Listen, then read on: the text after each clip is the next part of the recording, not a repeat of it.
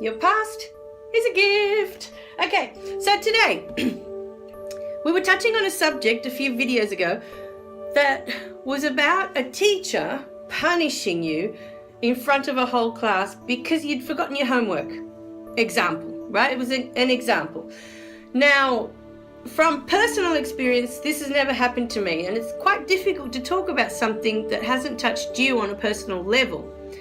I do, however, know through one of my cousins that she was reprimanded in front of a whole class for misspelling a word on the board.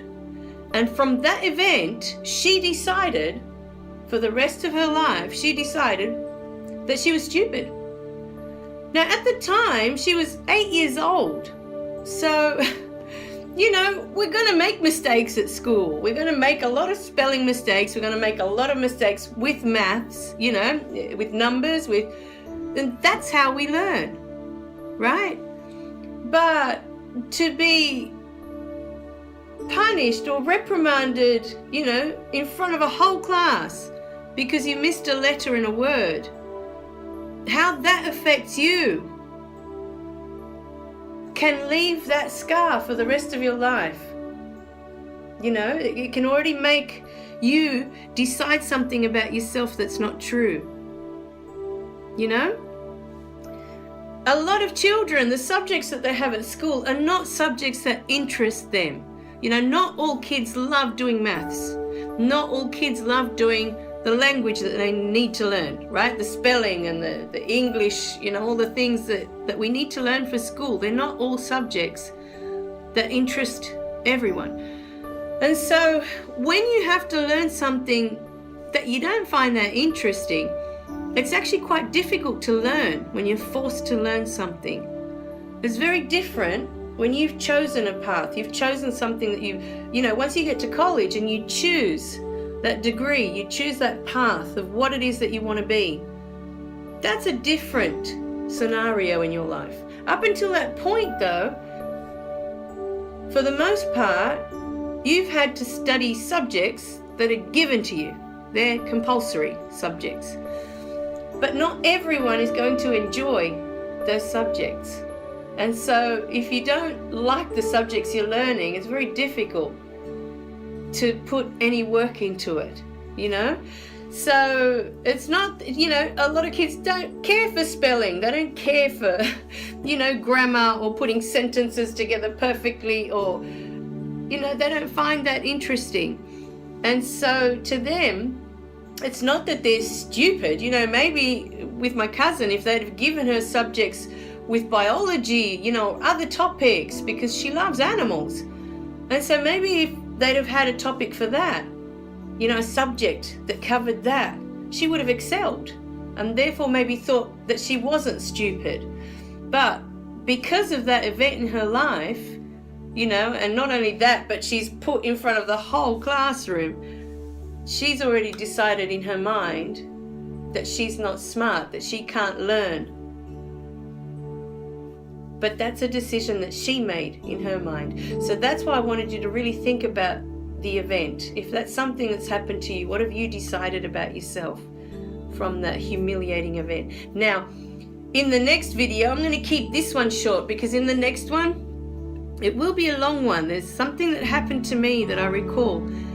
And some events, as trivial as they may seem at the time, they seem insignificant at the time, but they can last a whole lifetime causing problems for you, So in my next video, I definitely want to talk about what's happened to me that has left a mark for a very, very long time.